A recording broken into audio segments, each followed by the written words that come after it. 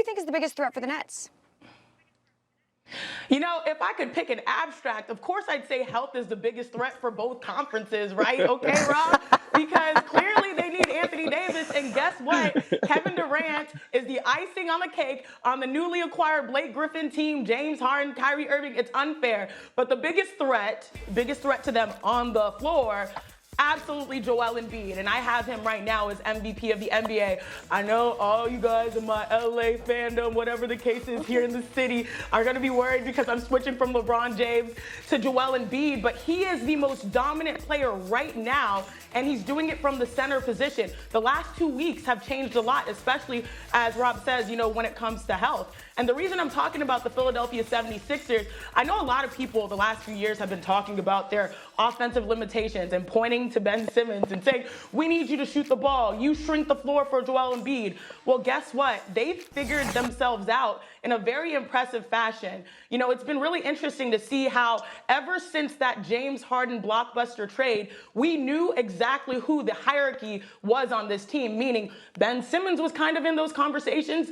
Joel Embiid was not, and he's delivered so far this season. He's having career highs, you know, both not only around the rim, but more importantly, I think he's shooting like 42% from three. He has been dominant. And the one thing that we've asked of Joel Embiid is health and pretty much availability and consistency, right? And he's delivered on all of those things. And the thing that I love the most about this Sixers team is because, like, you know how sometimes when you play for a city, you know, that's sort of what you embody as a team. I mean, Philadelphia is gritty. And the way that they will compete come playoff time, when we're talking about a year where there's so many teams, you know, shooting record numbers of threes right now, right? The only way they will compete at a high level versus a Brooklyn Nets team that is, you know, on pace to when they have their core four together is to defend. And this team has length at all of the necessary positions.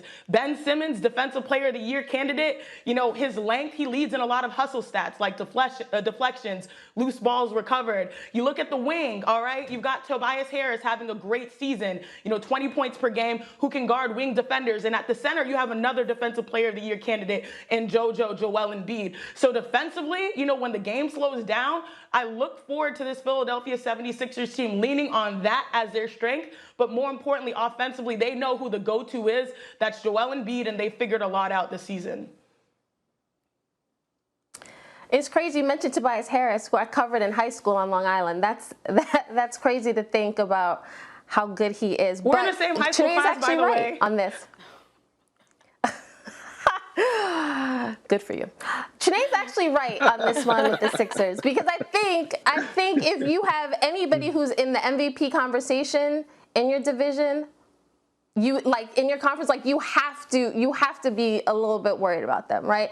And I will say agree 100% with Chiney. I will say the thing that the Sixers also have, in addition to like all these playmakers, they have the benefit and the luxury of time together, you know, like they have cohesion. Like this is a group that's been together, whereas in Brooklyn, shout out Brooklyn, that's where I'm from, talk about gritty. But like with the Nets, like you're putting these pieces together, and the big question when they got together was like, oh, is this gonna work?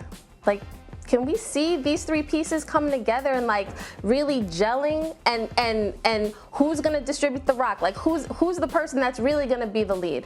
And what we've seen is they've answered those questions. Which is great.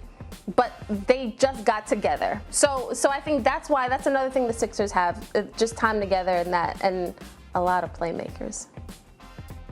Yeah, the Sixers are right for the taking over there in the East. And you look at this Nets team, it's like, how are they going to work together? I know they're looking really good right now because they have two big dogs. Then they're going to have another big dog. Then they're going to have another big dog. Now you got four big dogs. I remember when I was on the Lakers and we had four guys, all-stars. We got swept in the second round by the Utah Jazz. And it's not always about having a lot of talent. You know, sometimes too much talent gets in the way. And I know James Harden I'm so proud of him. He's taking the back seat and he's trying to dish and do the right things. But I think the biggest threat to those guys right now is Joel Embiid, because Joel Embiid is that rare center that we don't see anymore, who can do it in the post, who can do it outside. I know you can probably say there are other guys like the Joker can do it, but he can't score like Embiid in this side. Embiid, when I watch him, he reminds me of one of the greatest centers that ever played this game, Hakeem Olajuwon. His footwork in the paint, his ability to score and block shots, and be there for his teammates is incredible. So that's the only threat that the Nets have. Everybody else is just on the sidelines looking. Thanks for watching ESPN on YouTube. For live streaming sports and premium content, subscribe to ESPN+.